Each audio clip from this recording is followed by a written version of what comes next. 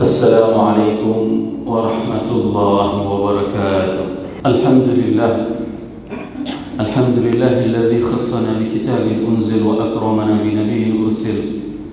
أشهد أن لا إله إلا الله له دعوة الحق حريص عليها وأوجب تبشير بها ولتكن منكم أمة يدعون إلى الخير ويأمرون بالمعروف وينهون عن المنكر وأولئك هم المفلحون. وأشهد أن محمدًا عبده ورسوله بلغ الرسالة وأدى الأمانة ونصح الأمة وكشف الغمة حتى آتانا اليقين. ليلها كنهارها لا يزيغ عنها إلا هالك. اللهم صل وسلم وبارك وأنعم على حبيبنا وشفيعنا وزخرنا ومولانا محمد وعلى أزواجه أمهات المؤمنين وذرياته وآل بيته وأصحابه أجمعين. يا أيها الناس اتقوا الله حق تقاته ولا تموتن إلا وأنتم مسلمون. وقال الله تعالى في القرآن الكريم: أعوذ بالله من الشيطان الرجيم. بسم الله الرحمن الرحيم. وابتغي فيما آتاك الله دار الآخرة ولا تنسى نصيبك من الدنيا وأحسن كما أحسن الله إليك ولا تتبع الفساد في الأرض إن الله لا يحب المفسدين. رب اشرح لي صدري ويسر لي أمري واحلل عقدة من لساني يفقهوا قولي. أما بعد. Hadirin jamaah Jumat yang dirahmati Allah, marilah senantiasa kita panjatkan puji dan syukur kepada Allah yang telah memberikan nikmat iman kepada kita. Allah masih memberikan umur panjang kepada kita sehingga kita masih mengisi Ramadan di paruh yang kedua ini. Semoga Allah masih juga memberikan rezeki kepada kita untuk mengisi Ramadan hingga dengan paruh akhir. Salawat dan salam bersama-sama kita panjatkan kepada junjungan kita Nabi besar Muhammad sallallahu alaihi wasallam yang telah mengajarkan kepada kita segala aspek tatanan kehidupan. Rasulullah sallallahu alaihi wasallam mengajarkan kepada kita untuk berselawat di hari yang dinamakan dengan Sayyidul Ayyam. Agar apa? Agar kelak nanti di hari akhirat pada saat kita dibangkitkan, kita semua akan mendapatkan syafaat dari baginda Rasulullah sallallahu alaihi wasallam. Selain itu, kita juga akan terbiasa untuk bisa mengikuti apapun yang diperintahkan oleh Allah dan Rasulnya dengan mencintai Allah dan Rasulnya. Semoga jamaah yang berhadir pada Jumat yang penuh dengan keberkahan ini merupakan di antara umat Nabi Muhammad sallallahu alaihi wasallam yang akan diberikan syafaat oleh baginda Rasulullah sallallahu alaihi wasallam dan akan disuguhkan air dari telaga Kautsar dari tangan mulia tersebut. Allahumma amin. Hadirin jamaah Jumat yang dirahmati Allah, ayat yang khatib bacakan tadi merupakan firman Allah di dalam surat Al-Qasas ayat 77, di mana Allah menjelaskan kepada kita tentang apa seharusnya yang harus kita lakukan untuk mencari kehidupan di akhirat. Wabtaghi fima ataka Allahu daral akhirah. Hendaklah kalian mengejar kehidupan di akhirat. Kejarlah, raihlah. Ini merupakan sebuah perintah dari Allah. Pada saat kita berhadapan dengan urusan akhirat, maka urusan tersebut harus kita kejar. Sebagaimana pada hari Jumat ini, hari yang dinamakan hari Sayyidul Ayyam. Terasa tenang hati kita pada saat kita memasuki dalam sebuah masjid dan khatib naik ke atas mimbar, jamaah sudah memenuhi masjid.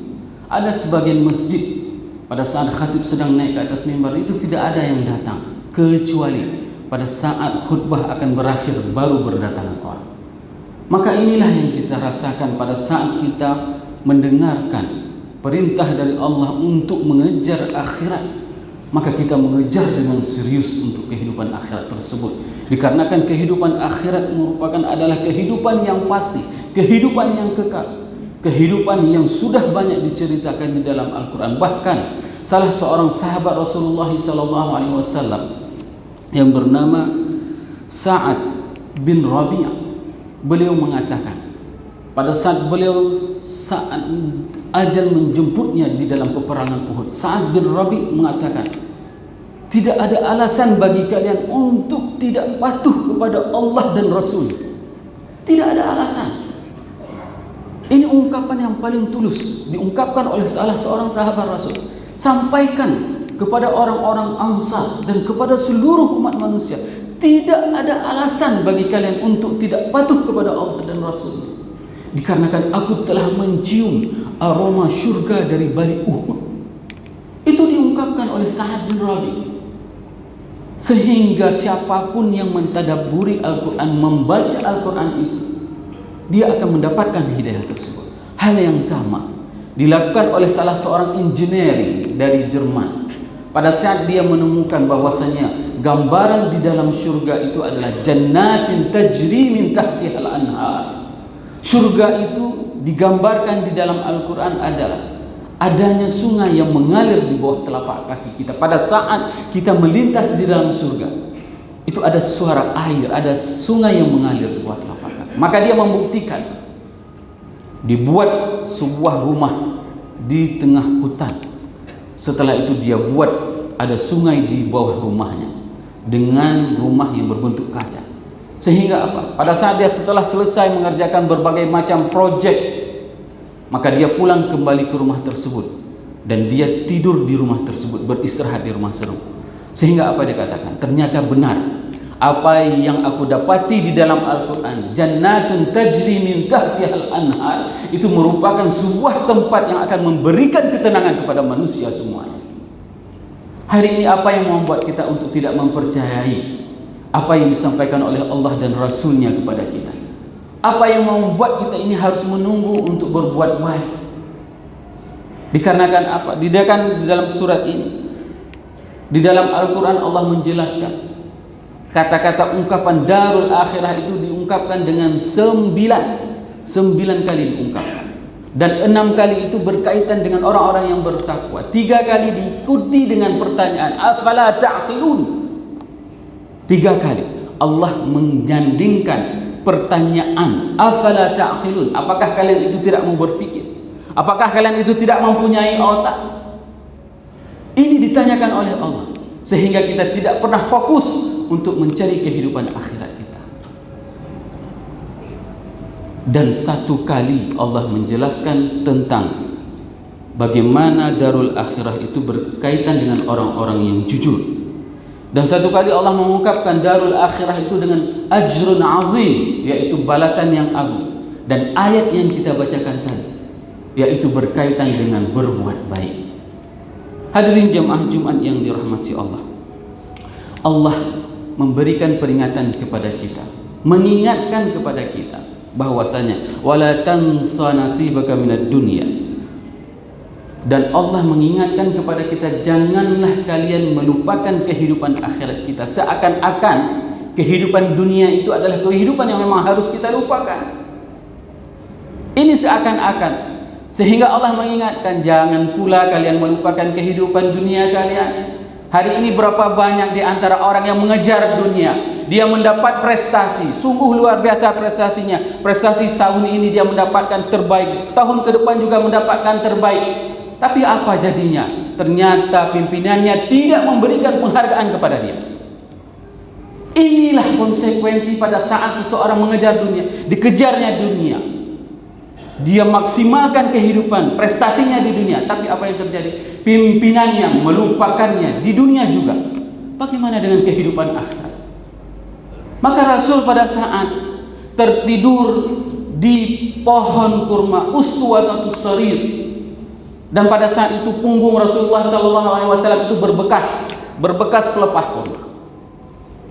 Maka para sahabat pada saat itu meminta kepada Rasulullah, wahai Rasul, janganlah engkau tidur di atas tiang itu, biarkan kami membuat kasur untukmu.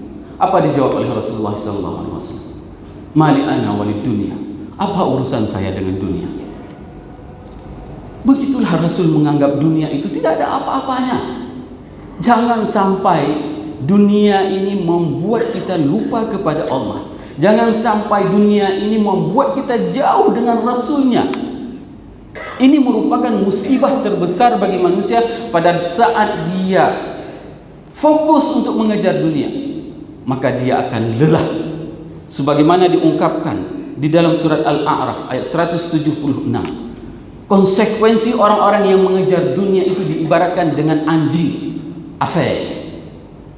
Bagaimana Allah mengungkapkan? Kamathalil kalb, seperti anjing, in tahmil alaihi yalhath au tatrukhu yalhath.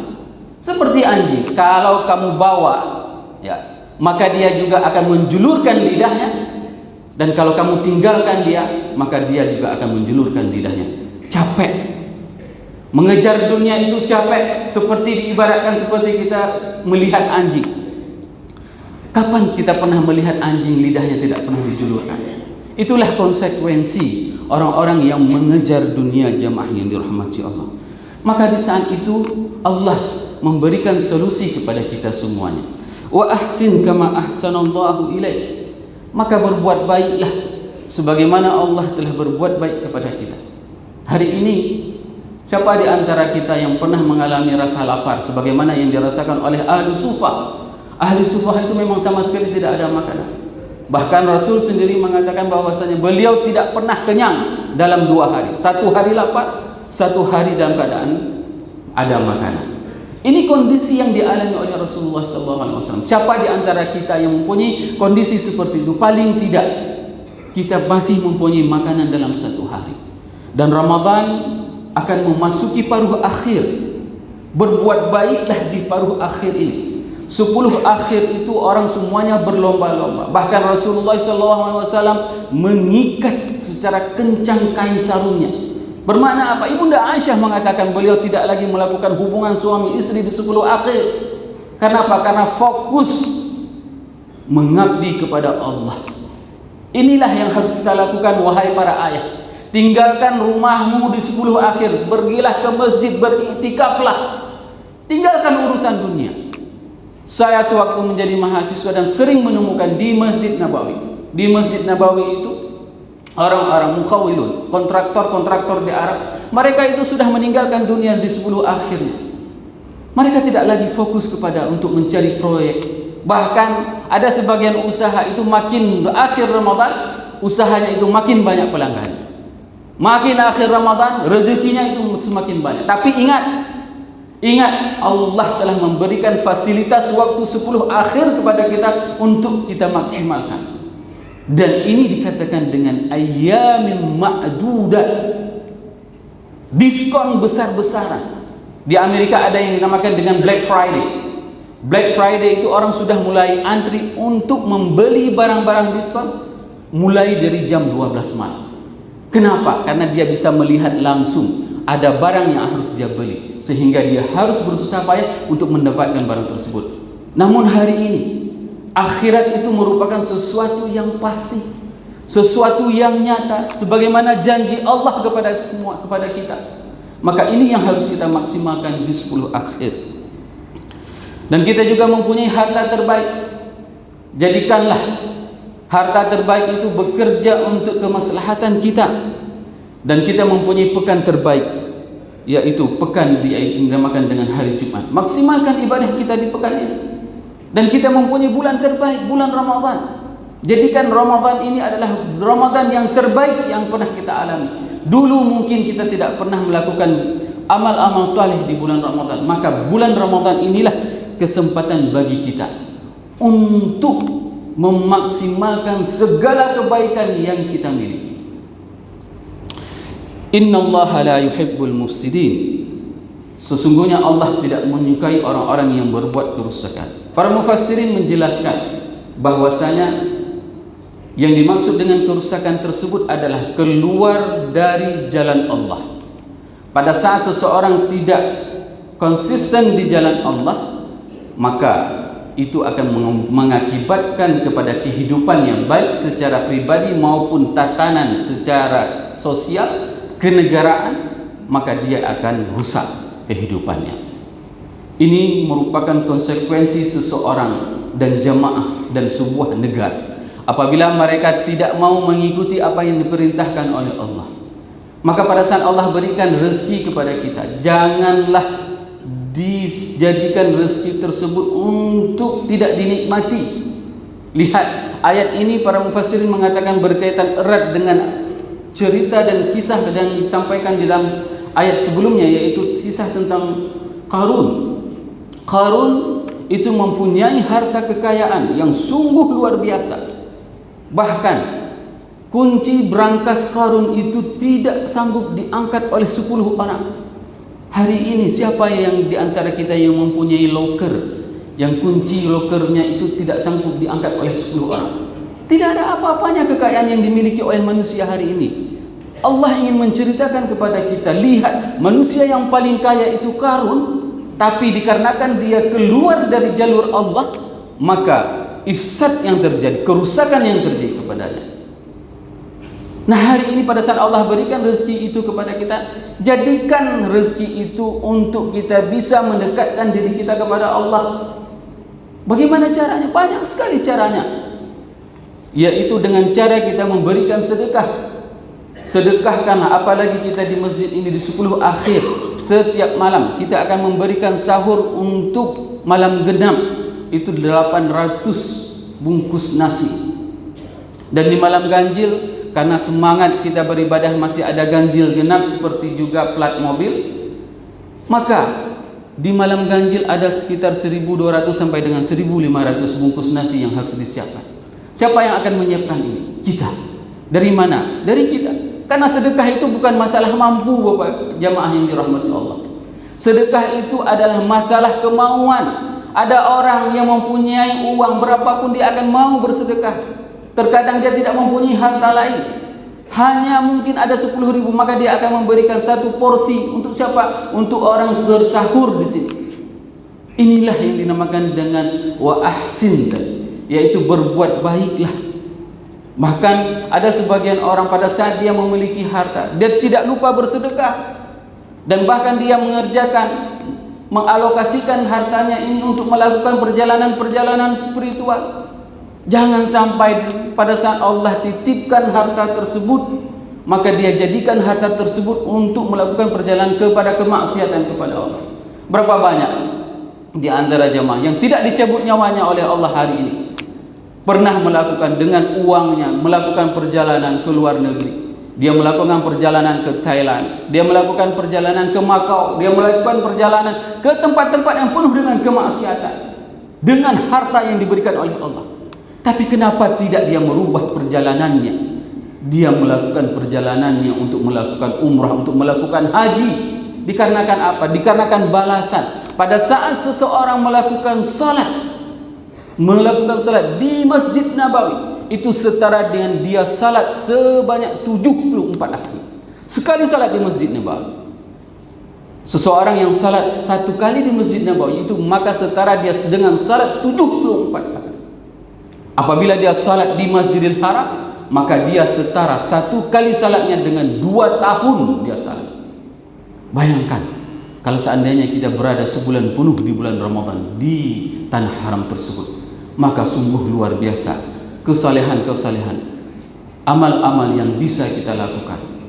Semoga beberapa ayat ini menjadi mau'izah bagi khatib dan bagi jamaah semuanya, sehingga kita bisa meningkatkan keimanan dan kecintaan kita kepada Allah dan kepada Rasulullah sallallahu alaihi wasallam. Barakallahu li wa lakum fil Qur'anil Karim wa nafa'ani wa iyyakum bima fihi minal ayati wadh-dhikril hakim wa taqabbala minni wa minkum tilawatahu innahu huwas samiul basir.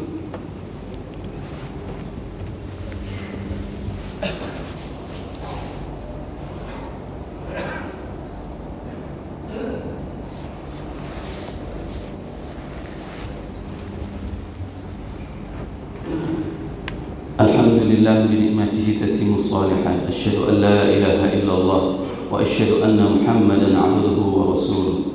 Allahumma salli ala sayyidina Muhammad wa ala azwajihi ummahatil mu'minin wa dhurriyyatihi wa ahli baitihi wa ashabihi ajma'in. Ya ayyuhan nas ittaqullaha haqqa tuqatih wa la tamutunna illa wa antum muslimun. Wa qala Allah ta'ala fil Qur'anil Karim, a'udzu billahi minasy syaithanir rajim. Bismillahirrahmanirrahim. Innallaha wa malaikatahu yusalluna 'alan nabi ya ayyuhalladzina amanu sallu 'alaihi wa sallimu taslima.